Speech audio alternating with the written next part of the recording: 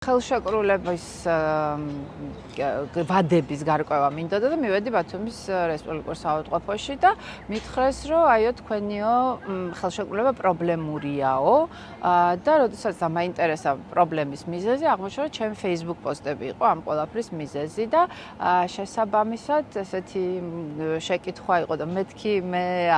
ჩემი აზრი მაქვს ხო და აზრიო ყველასა აქო მარაო და აი აქ გაჩერდა ეს ადამიანი ექიმი ნევროლოგი ნათია ხარატი და სახელმწიფო სერტიფიკატი მაქვს ასევე ელექტროფიზიოლოგიაში. 97 წლიდან მუშაობ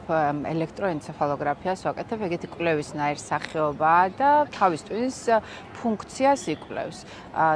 პროფესიით ვარ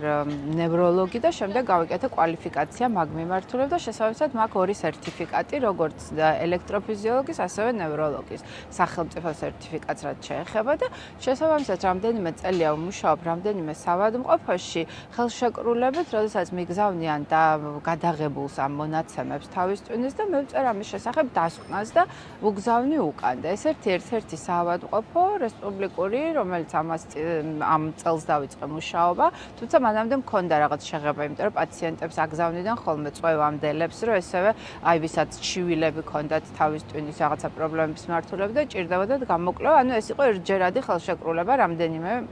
წლის მანძილზე ისე კონკრეტულ кейსებზე. და ეხა უფრო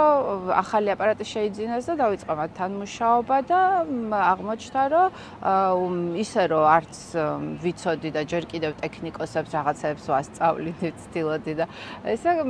პოსტფაქტუმ ორი კვირის შემდეგ დამირეკეს, რომ ხელშეკრულებაო ხელი მოაწერეთ ხელფასის გადახდის მიზნით და აღმოჩნდა, რომ ჩემი ხელშეკრულება აღმოიწურა. ისე რომ გავიგე ეს მე ორი კვირიდან და შესაბამისად ცოტა კითხვები გამიჩნდა ამასთან დაკავშირებით და დაურეკე როგორ შეიძლება თქვა ამ კითხვების გარკვევა და მობრძანდითო და აღმოჩნდა რომ შეწყვიტეს ჩემთან ხელშეკრულება ისე რომ ეს არც წინასწარ ვიცოდი და შესაბამისად ანუ შეტყობინებასაც არ არის საუბარი ხელშეკრულება ამოწურული იყო და მე მივიღე ამის შესახებ ცნობა და როდესაც დამაინტერესა პრობლემის მიზეზი აღმოჩნდა რომ ჩემი Facebook პოსტები იყო ამ ყველაფრის მიზეზი და შესაბამისად ესეთი შეკითხვა იყო და მეთქი მე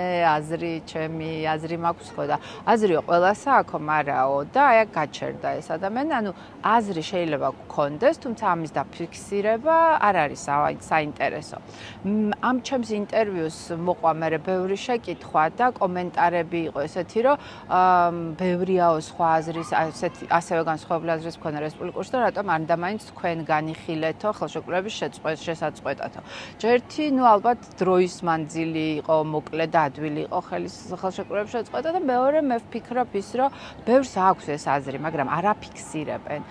იმიტომ კი არა რომ ეშინიათ და რამე შეიძლება ეს აზრი მკვეთრად არ არის გამოხატული, ან შეიძლება უბრალოდ არ არიან ესეთი აქტიურები სოციალურ ქსელებში და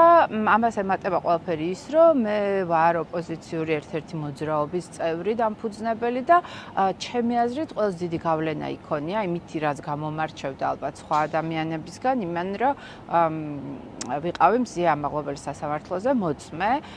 უпростоრად მოწვეული ექსპერტი, რომელიც ძლევდა ზუსტად ჩემი სპეციალობით კონკრეტულ დასკვნას იძლეოდა. და ეს იყო ზუსტად ერთადერთი თან ივლისში მოხდა ეგ ამბავი და შესაბამისად ესეც აი სექტემბერში შეწყდა ხელშეკრულება. თორემ მე ჩემ აზრს შარშანაც ვაფიქსირებდი, შარშან წინაც და ადრეც შეეძლო ეს ამბავი ეთქვა და საერთოდ არ ავეყვანე დაუშვათ იმათთვის თუ მხოლოდ აზრის დაფიქსირება იყო პრობლემა და აი კონკრეტულად ამ შემთხვევაში ეს იყო ჩემი აზრით ყველაზე ისეთი ხაზგასმითი ნიშანი და ეს იყო ალბათ გაფრთხილება, რომ მეც ჩუმად ვიყო და სხვა ჩემგვარი ადამიანებმაც თავი შეიკავოს არა მარტო აზრის ქონაში, არამედ ამ აზრის დაფიქსირებაში და ამ აზრის კონკრეტულად ხმამაღლა სხვადასხვა აუდიტორიებთან განხილვაში. რიგითი ექიმი ვარ, რომელსაც მაქვს გამოცდილება ხანგრძლივი მუშაობის და ასევე იმ თემაზეც ვისაუბრე სასამართლოში, ამის სწავლების გამოცდილებაც მაქვს, ლექტორი ვარ, ვასწავლი უკვე ბოლო 10 წელია უნივერსიტეტში და შესაბამისად ეს ცოდნა ზუსტად იყო უდანაშაულო ადამიანის ტკივილის ფაქტის აღწერასთან დაკავშირებით. ანუ ამ ადამიანის უდანაშაულობის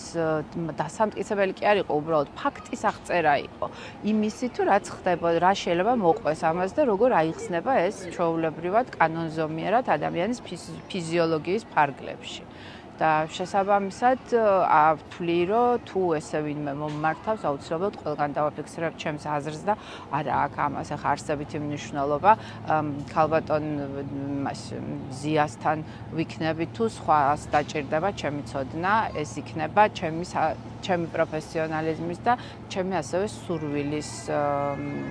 გამოხატულება, რომ ყოველთვის უსამართლობასთან